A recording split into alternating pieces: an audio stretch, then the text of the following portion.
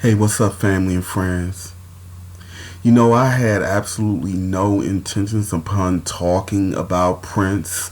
As you guys know, I rarely talk about any public figures directly or anyone in general. But when there's an experience or an opportunity to lay out some interesting revelations, tools for learning and empowerment, I would absolutely seize the moment. And this right here is absolutely no different. On May 16th, 2016, I had come back from the other side of the veil from a group conference slash celebration of the one and only Prince. Now, this is really surprising to me, especially because honestly, I was never a Prince fan. Don't get me wrong, I respected him. I thought he was a very, very talented musician and performer, but I never got him. I never really resonated with most of his music. He had a few songs that I liked, but again, I never went out my way to buy his music, watch his videos. I did see Purple Rain, the movie, which was pretty good, but I wasn't a Prince fan like that. So for me to have this experience with him and not Michael, now Michael I'm a fan of, that would have made more sense. But again, there's a bigger reason, a greater reason as to why I had a spiritual encounter with Prince and many others who are still anchored here on earth as pillars or anchors for the coming tide, the paradigm shift. Now, I was given the green light to share my experience with Prince because his fans would appreciate it, I'm sure, and there's a greater lesson for others in general. Now, you guys need to be very clear on the fact that everything that we see and can experience here can be experienced, but on another level on the other side of the veil. We are not dealing with the same laws in physics on the other side of the veil as we are here, but generally speaking, we can still have a earthly like experience and reality on the other side of the veil. So yes, we do continue to have parties, conferences, gatherings, meetings, and so on and so forth. Sometimes those meetings are with beings who are on the other side. Sometimes those gatherings are with people and beings who are still anchored here in this physical reality. And sometimes it's a little of both. This experience that I had with Prince was mostly beings who are still working here on earth. Now, let's be very clear that when we are on earth, we have a job and a purpose. But when we go on the astral realm, many of us are still working and doing a different set of tasks. And when we are focused on the astral realm, for the most part, what we do there is veiled off. And the same thing is true of those of us in our dream state when we co-create and share in a dream state. When we're there, we're not thinking about or remembering what is going on in our physical life for the most part. The same is true as when we're on the astral realm, we're not thinking about and focused on what we're doing in our physical life and vice versa. But sometimes there's those windows of opportunities where there's a lesson and we're allowed to remember certain things to bring over into one reality. Now, this interaction I had with Prince was in a very beautiful party conference like setting. He was the person of honor, but he was also there as a teacher, as a beacon of light. And speaking of beacon of light, Prince now has his perfect light body. I like to define the perfect light body as like a master key, meaning once we achieve the perfect light body, we're able to gain access at will, if we want to, on any dimension or reality below or on the realm of consciousness that we are vibrating on. So when he was there, he radiated incredible energy, incredible light. His energy lit up the entire space. Let me give you a visual as to what he looked like. He looked the way we remembered him, but he was about 20 years younger. Imagine that, because the man already defied his age at 57 in terms of physical earth years. But he looked to be about a really, really refined 25, 30-year-old. He was powerful in harmonics. His magnetic energy was incredibly strong. He had very peaceful energy. He wore all whites and he radiated bright white light. Now, what he impressed upon me was that he had a very peaceful transition. He had totally lost all desires, all attachments to the physical realm.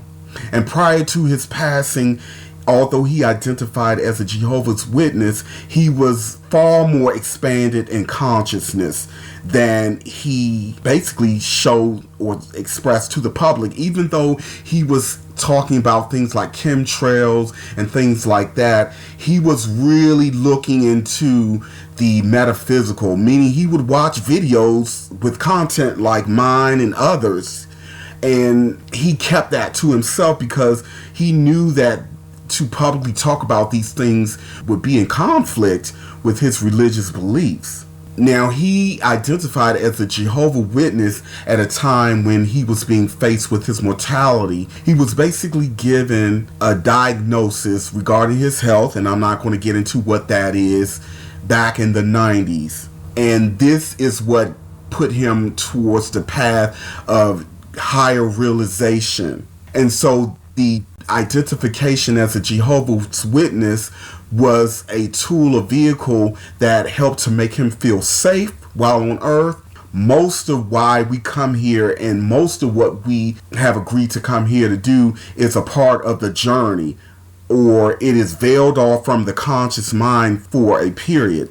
But Prince was definitely here to be a high priest of music. Priests, by the way, are born. They are not ordained by man. Now, yeah, in the Matrix, that can fly, but in the cosmic sense of the word, true priests are born. It's ordained by a higher authority beyond the physical realm, you see.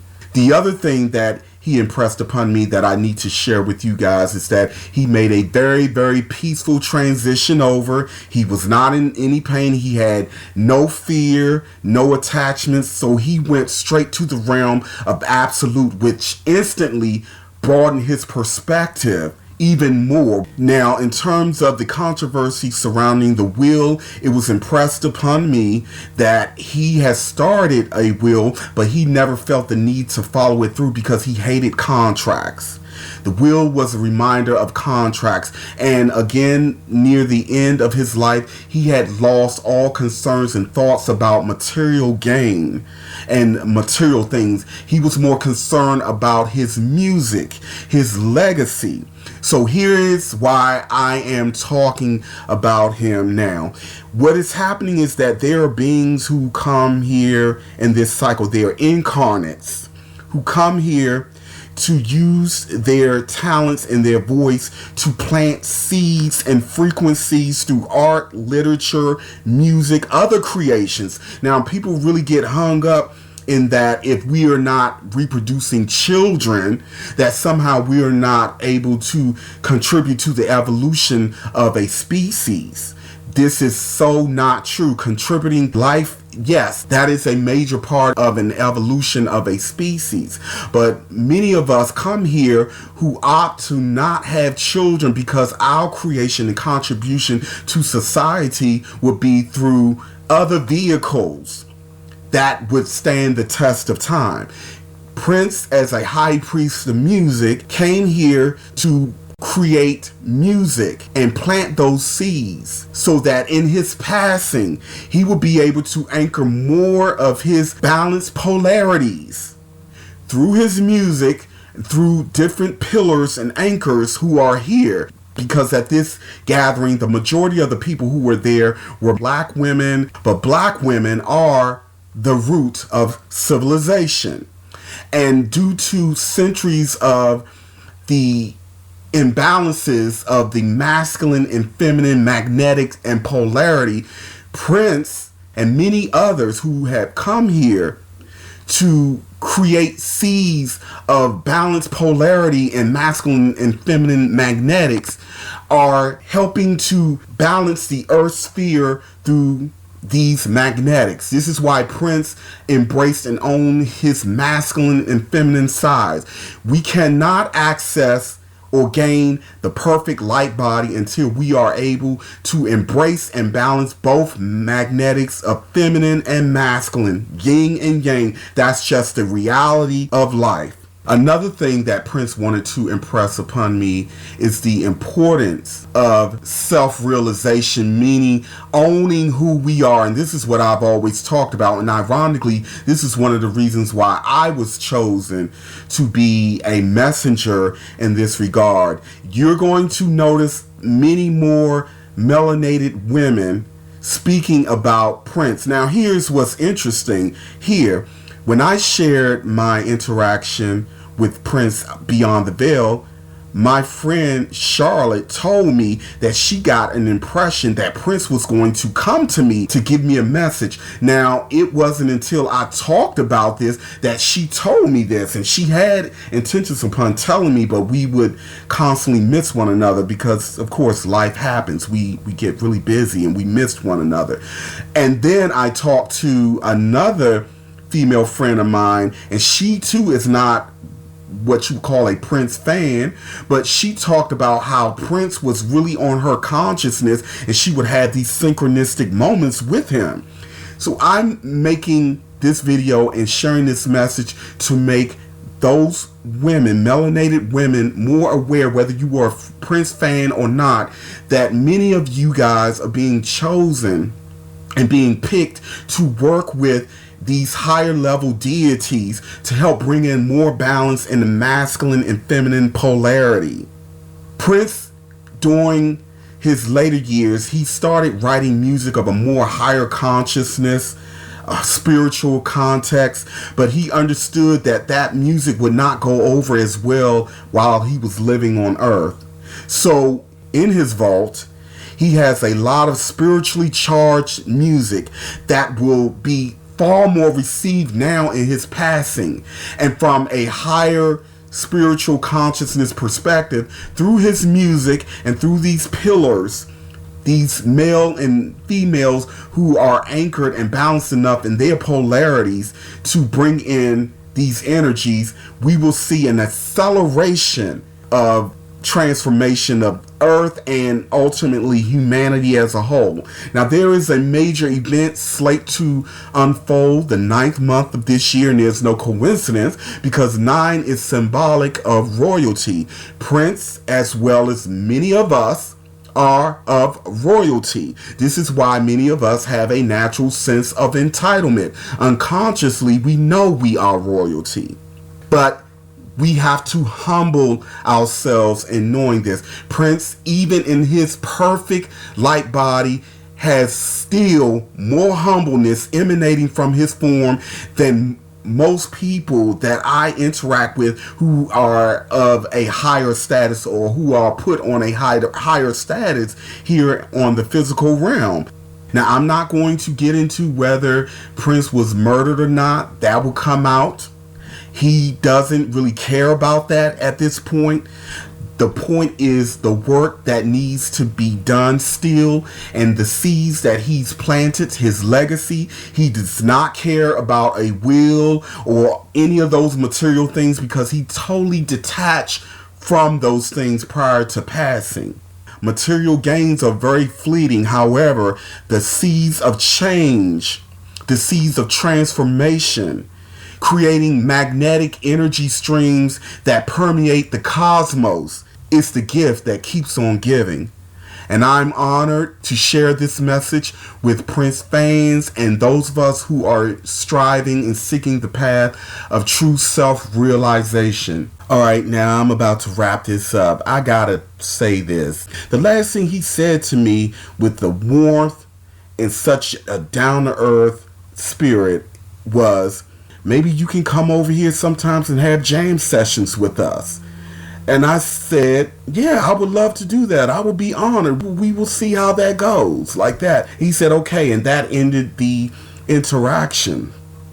I just thought I'd throw that in because this is really a humble, down-to-earth person, and he was the same way in life. It's even more magnified now that he has reached total self-realization.